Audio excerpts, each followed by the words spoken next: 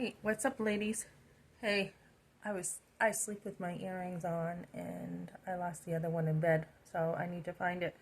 So anyways, what's going on today? Yeah, my former sister-in-law had told me before to get off my high horse. I don't have it together. I share this story with my earrings. I don't have it together, okay? And this is why, as a Christian, God has it together, and when you are His child, you don't have to worry about your own righteousness, right? You have His. So, look, I didn't even do my eyebrows today. Yeah, I didn't do my mascara. I don't have it together. So, anyways, we have His righteousness. When Christ died for us, um, when we get to heaven as a Christian, God doesn't just see us, He sees the righteousness of His Son. We are accepted and beloved in the name of Christ. So, anyways, what's up today? Oh, I wanted to talk about abortion, and then I'm headed out. So I've been calling pregnancy centers. A lot of great work they're doing. One of them is getting their stuff in order to be affiliated, etc., with all the paperwork that needs to be done. There's a lot of work in the background that people do not see with all the work that they do. So I just joined another group, and it was something I planned on doing last week, and it came together last night for me. This is going to be, there's a lady who does life coaching, which sounds incredible to me, something that I would love to do. But for now, I'm going to be meeting with her when I have time. But starting next week, it's going to be online. I'm joining them online, a different group. And what they do is they actually go and they dig deeper. They dig even deeper into stuff. So I think it's ongoing support. It's just online, ongoing support that you can get help with the abortion. I'm pretty much healed. I mean, there's not a whole lot left after I've taken 2 classes. But I think it is important to have that online support or support of women all your life. You know, I grew up with women. Um, my grandmother, my aunts, they were a part of my tribe. I grew up with my uncles. Right now, about this time, I'm thinking of my Uncle Bill Moore. It was his birthday in this month. And so I grew up with my uncles. I grew up with a huge family.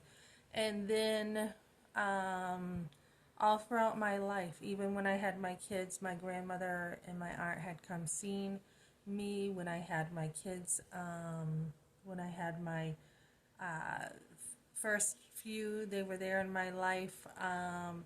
And then as I was more into the church, I had Bible studies with women. I had this one woman recently died that I had known for a long time, but there's other women that I've known for years. So you always want women around you.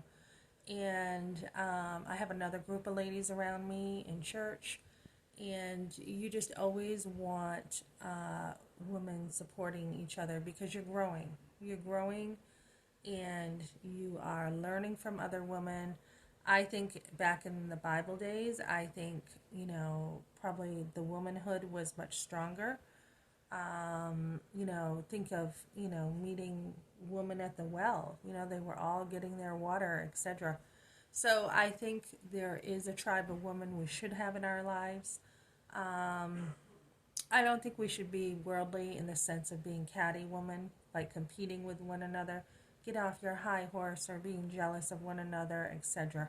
I think women should support one another. We should care for one another, love one another, and be there for each other. So I have another woman in my life who does a lot of exercise and nutrition, which I love her material, and I'm on there with her. So you want a lot of women in your life, and this is something that's something that I have the luxury of having now. When I was having my family, it was from a distance, the women. I had women in my life in Bible studies and stuff, but I also had, I had mentors, I had a lot, but it wasn't where I have more time now to be giving even more to women. So Find women in your life, whether it's, support in a pregnancy center, whether it's a Bible study, find community because it's really important. So,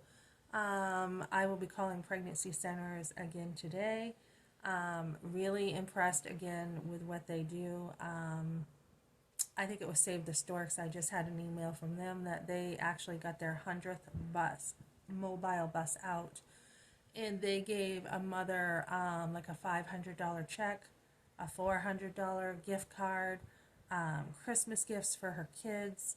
I think gift cards to Chick-fil-A. This is how we want to work in the pregnancy center areas. We want to give women ongoing support. And that is what my nonprofit is going to be that I am starting up.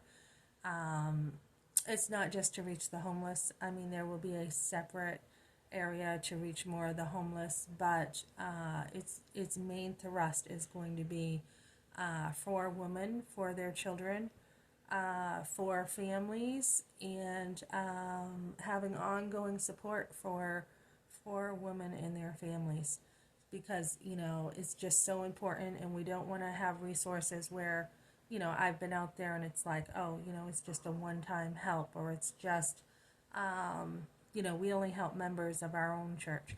We don't want that. We want to be out there with the resources, helping mothers in every single way with raising their families.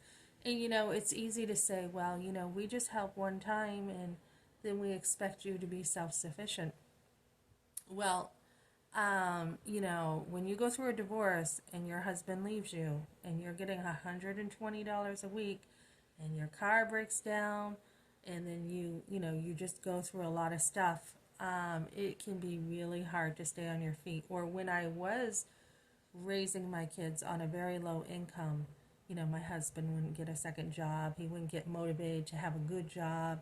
He just didn't want it. I used all the resources to raise my family. Like I said, and I've shared this, Medicaid, WIC, Salvation Army at Christmas time, and I was able to churn all those resources into money for my family to make a very good life for us. I mean, my kids did not know, they didn't really know much, when they're young about money. They don't know whether it comes from the Salvation Army or whether it comes from you. They really don't care. They do feel it's coming from you. It's coming from your heart. And then, just being able to have, good habits, having a schedule when they were growing up, having certain times, this was time for school, this is time for chores, this is time for this, and being able to, be self-disciplined and reading, books for me, that was a huge support. You can truly turn your life around and you can make a home out of nothing. I mean, like I have this tree I brought, and my son brought the lights, and I have like this not wrapping paper, but like tablecloth under the tree right now to make it look nice, to make the tree look nice. So you don't have to have a lot of money to make a home. We have a list on the wall right now, I see, of my Christmas wish list that we all filled out, and different things that we like to make Christmas a little more homey. I have the dollar stockings hung up. So you don't have to, like I said, I mean, you can make a home out of nothing. And we see women in other countries, even in a hut, they will make a home. So that's what's going on here. And then I am probably going to be getting involved with mission trips next. There's a church that's going to Peru, they're going to Mexico, and I'm hoping to be, starting to talk to women around the world. Also, with my channel, I'm getting back on Substack, I'm getting back on Rumble, etc. And I hope to help women around the world see the value of motherhood and to really desire that. And of course, marriage is really where a lot of work is needed too. Unfortunately, my husband chose to leave a marriage for no reason. I've known him since second grade. I tell people about this stuff and they're like, are you kidding me? What is going on? What is wrong with him? And I'm like, I have no idea. I have no idea what's wrong with my husband. So, we just, you can do your best in a marriage and you can try to carry the marriage for a while, but when someone doesn't want it, there's nothing you can do. But we definitely need, I worked at my marriage all the time and I ministered to my husband. And so when God strengthens you and He uses other people in your life to strengthen you and be like, okay, I am preparing you for ministry now and I am strengthening you, and your husband doesn't like it, and he just falls away, it's just kind of too bad because, you're God's, and you're going to be following Him before your husband, and you're going to be doing what He wants you to do in your life. And if your husband can't get on board with you and support you, then, it really is his loss. So, we want to be able to raise strong families. That was the main ministry I had raising my family, was to build very strong families. When your sons get older, they will do what they want.